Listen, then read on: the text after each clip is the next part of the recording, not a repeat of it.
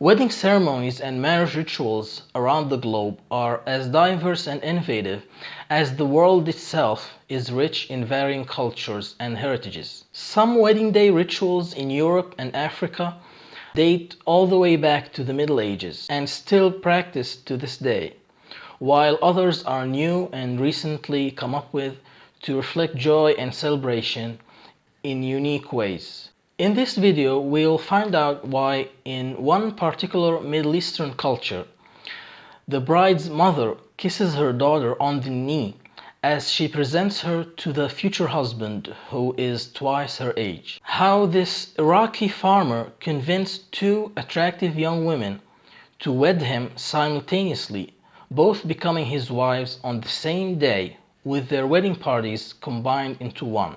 In Turkey, prior to the wedding, the bridegroom and members of his family come to visit the soon-to-be fiancé's house to ask her hand in marriage. And it is a custom that the girl adds a lot of salt to the groom's coffee to the point of making the taste unbearable.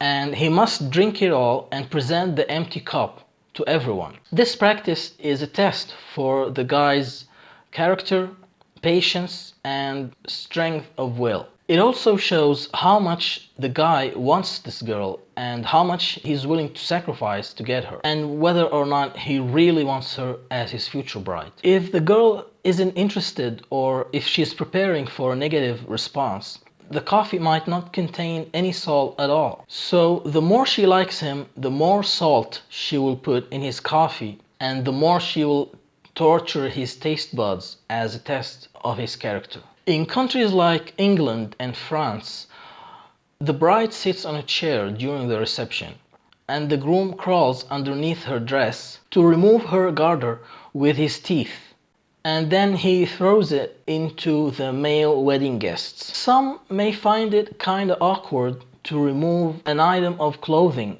from your wife's wedding dress and toss it into the crowd, but it is a long-standing practice with an interesting story behind it. It actually originated in the Middle Ages when it was considered good luck to obtain a piece of cloth from the bride's wedding gown. So by tossing the garter into the crowd, the bride is saved from being hassled, grabbed, and having her dress torn apart by angry mobs thinking it will change their lives to the better. Today, the garter is tossed into the male wedding attendees, and the one who catches it is considered to be next in line to tie the knot and get married himself. Stealing the shoes. In Indian Hindu weddings, the bride, her sisters, cousins, and other female relatives and friends, and even sometimes the males, will fiercely try to take away or steal the groom's shoes as he takes them off as part of a ceremonial wedding dance that has to be carried out barefoot. So what's so important to them about a man's shoes? Basically, they will hide the shoes and sort of blackmail the groom later for monetary gains, as he needs them to leave once the wedding is over. In rural Scotland, the bride and groom's friends hijack one or both of them, put them in the back of a truck, and spill all sorts of sticky and smelly substances on them, like tar, spoiled milk, rotten food, flour, and soot, and cover their bodies up with feathers and drive them around town. This tradition is called blackening, and it is linked to a belief that it drives away evil spirits and bad luck. And now to the motherlode of all terrifying and bizarre marriage rituals. Nothing could even come close to this one. In tribal Mauritania, which is an Arab country in northwestern Africa, they lead the bride and groom to their bed, wrap them up in a blanket, and the guy is expected to prove in that moment that his bride is a virgin, consummating the marriage under the watchful eye of all members of his and his bride's family.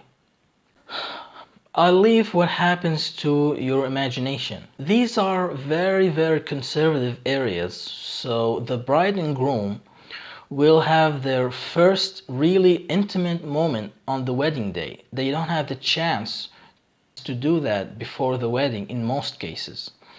And in some cases, the guy and girl don't even know each other that well before the wedding. They will have met just a few times with their family members present while being engaged.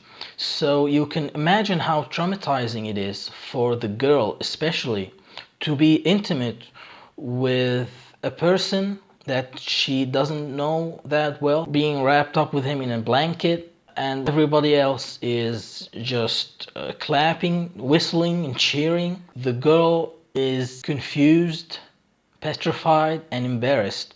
We can easily say it's an absolute nightmare for the girl. Also in Mauritania, in a less rigorous tradition, the brides will actually try to gain weight because overweight girls are more sought after in Mauritania. And if the girl is not willing to become fatter, her mother might try to overfeed her until the wedding day comes. The origin of this tradition comes from ancient times, where slight obesity was considered a sign of wealth. So the more money you have, the more you'll eat, and you'll become more on the heavy side. Remember this photo we saw at the beginning of the video? It is actually from a Berber wedding in Morocco. The mother kisses her daughter on the knee to express her blessings and her mixed feelings as she says goodbye to her daughter. The wedding ceremony goes on for days of feasting, singing, and dancing that continue throughout the night as well. And now to the Iraqi guy who held a wedding for 2 wives on the same day in the same house. What we're seeing here is a report done by a local TV channel covering the wedding in real time. Of course, in Iraq, this is legal. In the beginning, the reporter asks the guy, the idea of marrying 2 women on the same day, how did it come to you? And the groom goes to say, well, at first I had my eye on both of them. The first one, he points to the girl sitting next to him, is my father's cousin. And the second one is her cousin.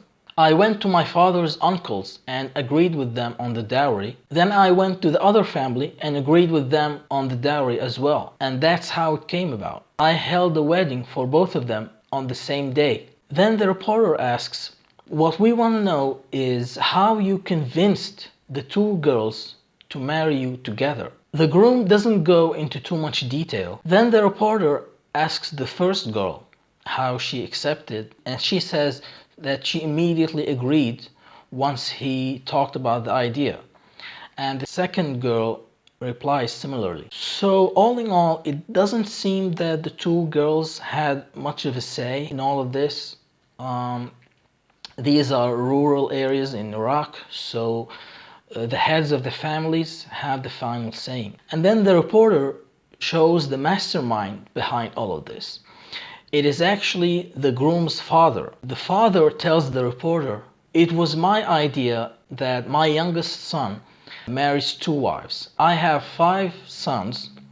All of his 4 older brothers have just 1 wife, and they're cowards. I convinced my youngest son to marry 2 wives. And if it was my decision, I'll have all of my sons marry 2nd and even 3rd wives, not just 2.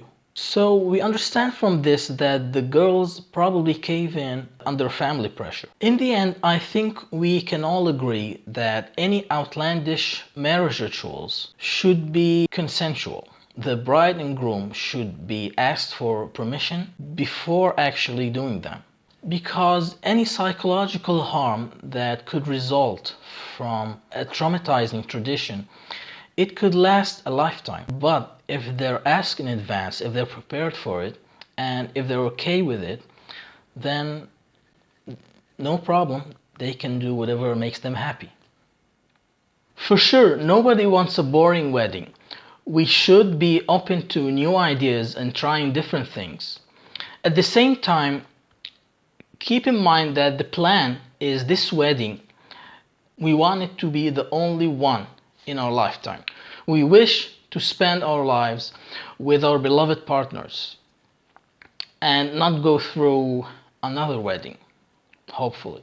So, if we keep the balance between our reasonable expectations and wild desires, we'll be just fine.